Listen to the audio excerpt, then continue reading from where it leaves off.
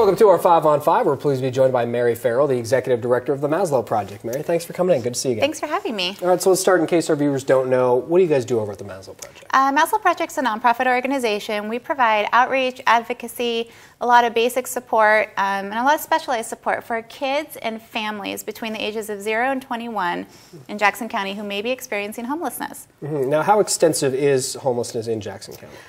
We have roughly 2,000 kids who meet the federal criteria for the homeless definition in our Jackson County schools. That ends up being about 1 out of every 10 students. Wow, okay. Yeah. That's a pretty high number, is it not? You know, it is a high number. We're actually, Oregon is like the 3rd highest of homeless youth in the nation, wow. And Medford's second behind Beaverton in the state. So Medford does have a high population of homeless youth.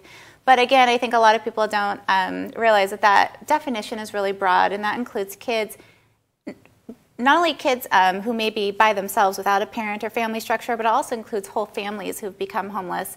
Okay. So most of our kids are homeless along with their parents between the ages of 0 and 21, like I said. So almost as many preschoolers as we have high school students. And they could be sleeping in hotels, they could be in family shelters. Many of our kids and families actually live in cars, or they're camping, or they're doubled up with another family until they get back on their feet. And those are all within the definition of homelessness. Okay, and do we know what contributes to Jackson County's high percentage? You know, more and more we're seeing families who are just really struggling. They're out of work, they're having a hard time finding work. Their food stamp benefits or their unemployment benefits might be running out, and so their resources are really limited. We're seeing a lot of parents going back to school, getting their degree, and unable to find work. So then they have college loans adding to that. So economic hard times, lack of available jobs, unaffordable housing, as home prices go down, then rent tends to go up, and that's struggle. But also there's the chronic factors such as mental health issues, domestic violence, substance abuse, child abuse, and those tend to also sort of contribute to the reasons why some kids end up leaving a family structure to be on their own, because what they're facing on the streets might be better than what they were facing at home. Interesting. All right, well, we're going to take a quick break. Okay. We'll have much more with Mary in a moment. Stay with us. Welcome back to our 5 on 5. Again, we're here with Mary Ferrell, the Executive Director of the Maslow Project. Mary, how important is education to your organization? You know, our mission is to get kids to a place where they're stable, they have the food that they need, the clothes that they need to wear to school, school supplies to be successful in school, but then to really support them so that they can really finish their education, graduate, and become employable. And one of the challenges with homeless youth is that they tend to move schools every time they have to move locations.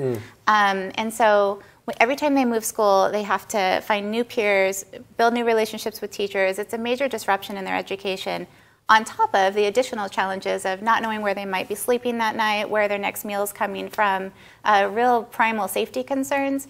So we really work hard to keep these kids in one school all year so that they can really stabilize their education and really combat some of the attendance issues and just really promote their graduation. Now, how important is community support to battling the issue of homelessness in our youth? And you know, we've found it's absolutely critical. This is very much an invisible population. They tend to not have a voice and really be able to speak for themselves and advocate.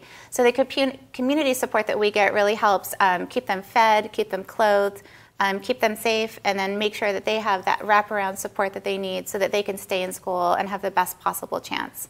And if anybody's watching at home, can they help you guys out in any ways? Oh, absolutely. I mean, we have volunteer opportunities, but we also, you know, the biggest way that people can help us, of course, aside from just financial contributions and donations of food and clothing, but to organize support like with book clubs or with your school or with your church or your civic organization, because together I feel like people can do a lot of great things, even if individually their efforts aren't, you know, as much. So whatever people can do to just get the word out, create awareness, let people know that these kids are out there and that we can all do our part to help them. Yeah, absolutely. Okay, and if anybody's interested in contacting the Maslow Project, how can they do that?